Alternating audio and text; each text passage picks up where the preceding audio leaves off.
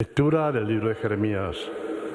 Esto me dice el Señor: ve, cómprate un cinturón de lino y rodéate con él la cintura, pero no lo metas en el agua. Me compré el cinturón según me lo mandó el Señor y me lo ceñí. El Señor me dirigió la palabra por segunda vez. Toma el cinturón que has comprado, que llevas ceñido, ponte en marcha hacia el río Éufrates y lo escondes allí, entre las hendiduras de las piedras. Fui y lo escondí en el Éufrates, según me había mandado el Señor. Tiempo después me dijo el Señor: vete al río Éufrates y recoge el cinturón, que te mandé esconder allí. Fui al Éufrates, cavé y recogí el cinturón del sitio donde lo había escondido. Estaba estropeado, no servía para nada. Entonces el Señor me habló así: esto dice el Señor: del mismo modo consumiré la soberbia de Judá, la gran soberbia de Jerusalén. Este pueblo malvado que se niega a escuchar mis palabras, que se comporta con corazón obstinado y sigue a dioses extranjeros para rendirles culto y adorarlos, será como ese cinturón que ya no sirve para nada. Porque del mismo modo que se ajusta el cinturón a la cintura del hombre, así hice yo, que se ajustara a mí la casa de Judá y la casa de Israel, oráculo del Señor, para que fuera mi pueblo, mi fama, mi alabanza y mi honor, pero no me escucharon. Palabra de Dios. Te alabamos, Señor. Despreciaste al Dios que te engendró. Despreciaste a la roca que te engendró y olvidaste al Dios que te hizo la luz. Lo vio el Señor e irritado, rechazó a sus hijos e hijas. Despreciaste al Dios que te engendró. Y dijo: les ocultaré mi rostro y veré cuál es su suerte, porque son una generación pervertida, unos hijos desleales. Despreciaste al Dios que te engendró. Me han dado celos con un Dios que no es Dios. Me han irritado con sus ídolos vacíos. Pero yo les daré celos con un pueblo que no es pueblo. Con una nación fatal los irritaré. Aleluya, aleluya, aleluya. Por propia iniciativa el Padre nos engendró con palabra de la verdad, para que seamos como una primicia de sus criaturas. Aleluya.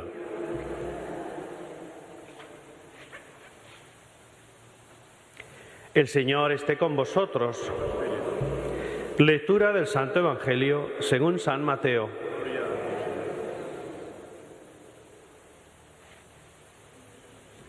En aquel tiempo Jesús propuso otra parábola al gentío. El reino de los cielos se parece a un grano de mostaza que uno toma y siembra en su campo. Aunque es la más pequeña de las semillas, cuando crece es más alta que las hortalizas. Se hace un árbol hasta el punto de que vienen los pájaros del cielo a anidar en sus ramas. Les dijo otra parábola: el reino de los cielos se parece a la levadura. Una mujer la amasa con 3 medidas de harina hasta que todo fermenta. Jesús dijo todo esto a la gente en parábolas, y sin parábolas no les hablaba nada, para que se cumpliera lo dicho por medio del profeta: abriré mi boca diciendo parábolas, anunciaré lo secreto desde la fundación del mundo. Palabra del Señor. Queridos hermanos aquí presentes, queridos hermanos que estáis en vuestros hogares o en residencias, hospitales, especialmente los enfermos, los ancianos, los impedidos, recibid un saludo cariñoso todos. Ayer celebrábamos por 6ª vez instituida la fiesta de los mayores, de los abuelos, en el día de San Joaquín y Santa Ana, los abuelos de Jesús. Así es que a todos los ancianos, a todos los abuelos, mi más sincera felicitación. Y centrándonos en la palabra de Dios que nos ofrece hoy esta Eucaristía, pues yo creo que podemos reflexionar alrededor de 2 grandes ideas. Del profeta Jeremías, esa llamada o ese lamento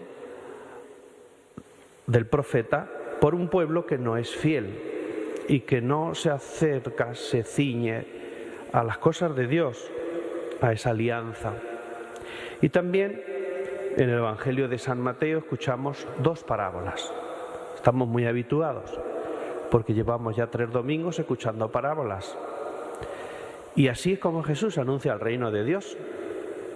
Termina el Evangelio de hoy diciendo precisamente eso: anunciaré los secretos desde la fundación del mundo, diciendo parábolas.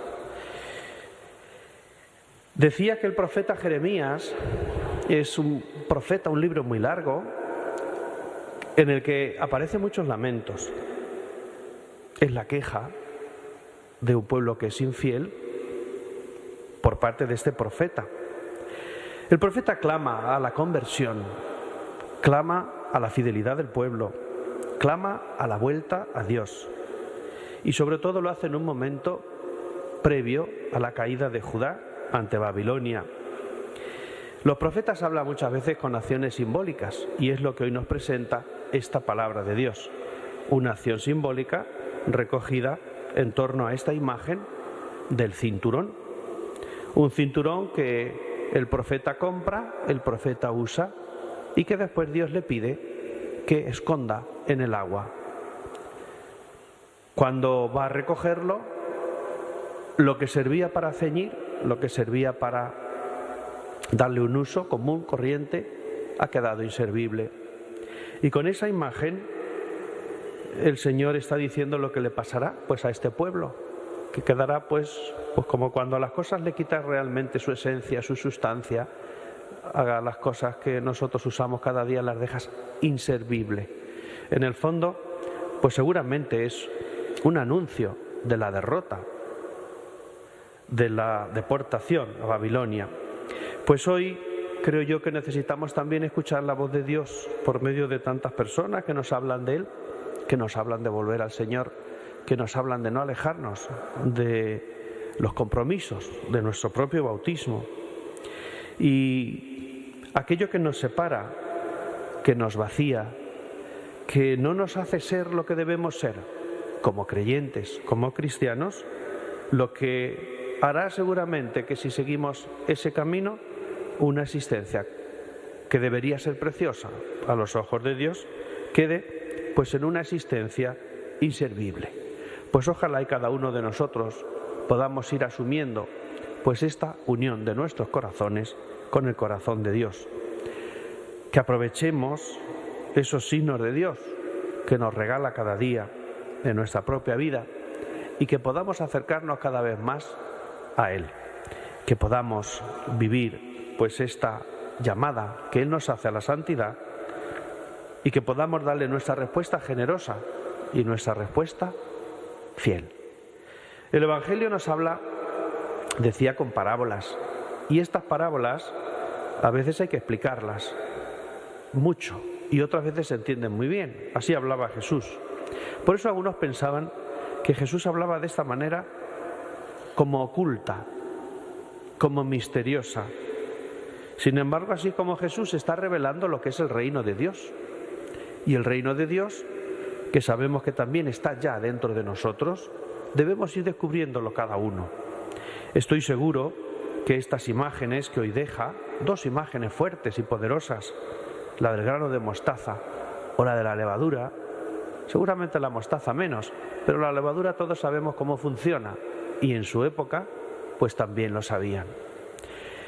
Son, por tanto, 2 imágenes cercanas a la gente sencilla, a los pequeños, a los humildes. Y eso es lo que Jesús nos quiere decir en este Evangelio. Algunas ideas sobre el grano de mostaza.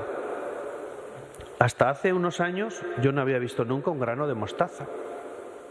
Pero esto lo dije en una homilía y enseguida vi una persona y me regaló una bolsita que había comprado con mostaza. Y realmente me sorprendí, porque es una semilla muy pequeña. Las hay de muchos tipos. A mí la que me llevó era menos todavía que una cabeza de alfiler. Unas bolitas parecía un alpiste. Y al verla dije, qué gran verdad, de una cosa tan pequeña, ¿cómo pueden hacer un arbusto tan grande? Y esa es la imagen que nos quiere dejar hoy Jesús. De la pequeñez, de la sencillez, de lo que parece que no cuenta, la grandeza. o la gloria, podemos decir, el crecimiento, así es el reino. Hasta lo que parece que menos cuenta a los ojos de cada uno de nosotros, el Señor sabe hacer cosas grandes. Es la potencialidad, la llamada a esa vida que es para todos. Me gusta mucho esa imagen también que dice: hasta los pájaros llegan a anidar sus ramas. Es la universalidad de la fe. El reino es para todos. No nos podemos apropiar esta realidad para unos pocos, los exclusivos, los que pensamos que estamos haciendo las cosas bien. Es una invitación a todos. Y me gusta mucho esta expresión de el granito de mostaza, porque Dios se fija en lo pequeño. Y lo vemos tantas veces en la Escritura y en la vida. Dios se fija en los humildes. Dice María en el Magníficat, Dios se fija en ella. Se ha fijado en la humildad de su esclava. Y dice también: derriba del trono a los poderosos y enaltece a los humildes. Esa es la lógica de Dios. La lógica de Dios es de lo pequeño hacer cosas grandes. Y eso es lo que sucede con esta imagen bonita del reino de Dios. Es la fuerza del reino. Ya está con nosotros. Jesús ya anuncia el reino, pero también nos pide a nosotros que seamos capaces de hacerlo fructificar. Por eso cada uno de nosotros debemos dar fruto en nuestra propia vida. Y la otra imagen que presenta es la de la levadura. Pues la levadura sabemos que sirve para que el pan, la masa, luego en el momento de hornearlo, pues coja cuerpo. Y también es una cosa insignificante, podemos decir que es polvo todavía más insignificante que esos granitos de mostaza. Pero habla de crecimiento interior, nos habla de la fuerza que tiene también esta palabra de Dios que escuchamos, la intensidad y la inmensidad del reino de Dios, que también incluso puede ser alimento para todos, porque estas medidas que hacen aquí debía ser una gran cantidad de pan, una gran cantidad de comida para saciar a tantas personas que necesitan ser saciadas por la fuerza de Dios, por el amor de Dios. Y sobre todo también la levadura nos habla de fraternidad, porque alcanza a todos, porque nadie queda excluido de esta mesa que hoy celebramos también en la Eucaristía. Y me gustaría terminar haciendo pues una llamada a cada uno de nosotros. Cuando parece que hablamos los sacerdotes, parece que hablamos para los demás, pero a mí me gusta decir que esto, el primero que se lo tiene que aplicar es el que está hablando. Y por eso esta llamada a convertirnos y esta llamada a construir el reino de Dios es para todos. Y cada uno debemos asumir nuestra parte. Y cada uno debemos convencernos de que debemos dar vida. Cada uno debemos hacer realidad hoy esta palabra que acabamos de escuchar. Y si cada uno de nosotros queremos darle esa respuesta generosa a Dios, pues debemos seguir siendo fieles. Debemos seguir viviendo en nuestra propia vida la palabra de Dios que escuchamos, ese alimento que nos lleva a la vida eterna. Y tantas veces hay gente que preguntará: ¿y cómo podemos hacerlo? ¿Y cuándo debemos nosotros ponernos a trabajar? ¿Y dónde debemos poner nuestra mirada? Pues ojalá y que sea el mismo Cristo el que nos indique todas estas respuestas que necesitamos en nuestra vida. Pero sí, que Cristo cuenta con cada uno de nosotros para construir este reino de Dios que hoy nos anuncia con estas parábolas. Que cada uno, como trabajadores a su viña, asumamos nuestra parte y construyamos juntos el reino de Dios. Que así sea.